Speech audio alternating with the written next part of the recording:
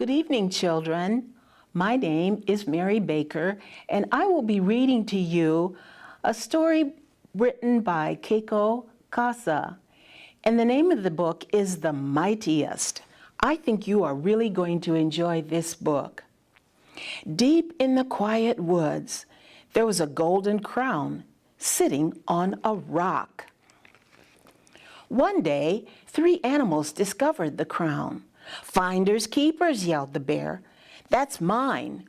"No way," said the elephant. "I saw it first." "Wait, guys," said the lion. "Something is written there on the rock.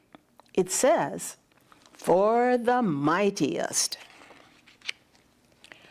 "Well then," said the lion, grabbing the crown, "this is obviously mine."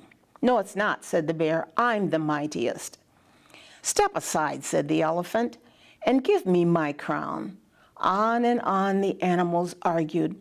Suddenly, off in the distance, the lion saw a tiny old woman walking toward them.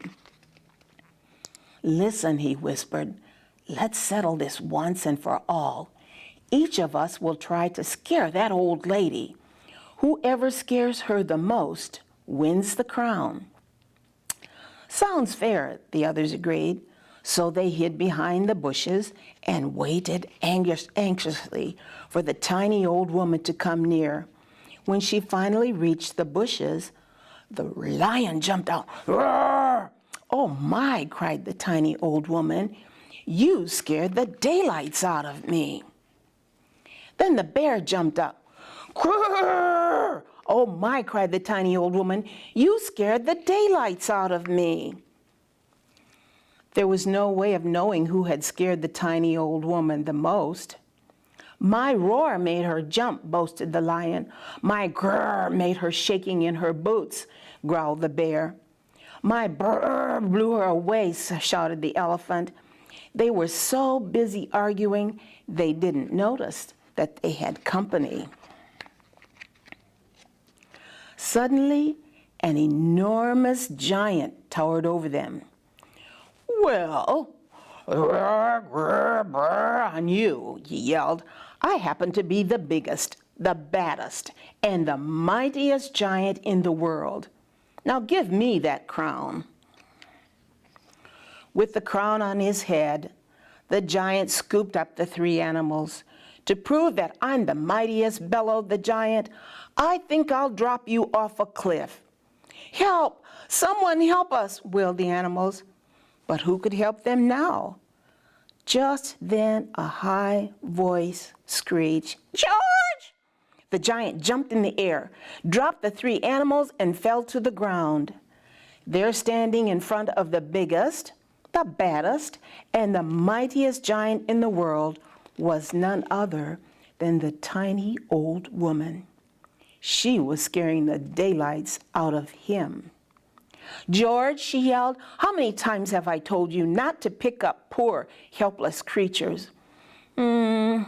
"Lots of times, Mama," whimpered the giant. "I won't do it again, honest, Mama, I promise." "Good, George," said the woman. "I'm glad to hear that."